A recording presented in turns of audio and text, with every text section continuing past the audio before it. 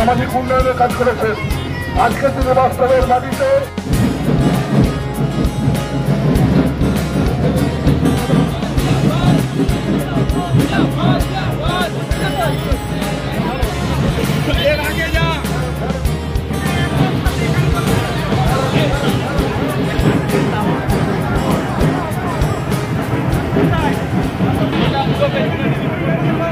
হনুমান পুজো করলেন, প্লাস এখানে আসলেন, কি বলবেন?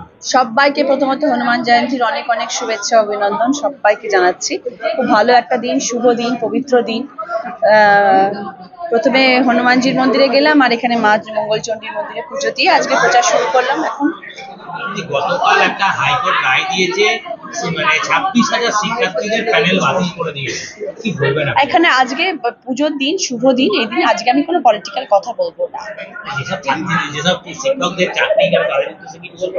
নিশ্চয়ই বলবো, যাদের গেছে তাদের জন্য তো নিশ্চয়ই আমার সহানুভূতি রয়েছে। কিন্তু দিদি যখন আছেন তখন দেখা যাক, দিদি কিছু নিশ্চয়ই বার্তা দেবেন, দিদি নিশ্চয়ই কিছু বলবেন তাদের উদ্দেশ্যে। আমরা তো তাদের পাশে ডেফিনেটলি আছি। যাদের সাথে এরকম ধরনের ঘটনা ঘটছে, তাদের এখন খারাপ সময়, তাদের পাশে তো আমরা ডেফিনেটলি আছি, তাদের জন্য সহানুভূতিও আছে। বাকি দিদি বলবেন।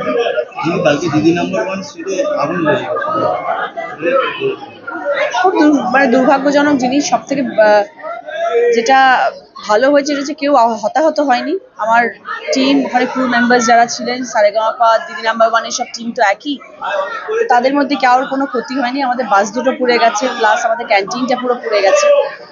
বিশাল ক্ষয়ক্ষতি, কিন্তু ঠাকুরের কৃপায় কোনো মানুষ হতাহত হয়নি, সেটা একটা জিনিস। আর আগামীকাল সকলের সঙ্গে আমার দেখা হবে, দেখা যাক ওরা সবাই ঠিক আছে কিনা, তখন জানতে পারবে।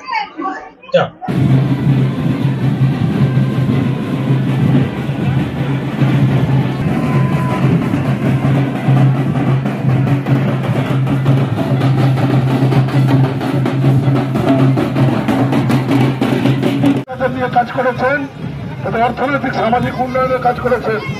আজকে তিনি বাস্তবের মাটিতে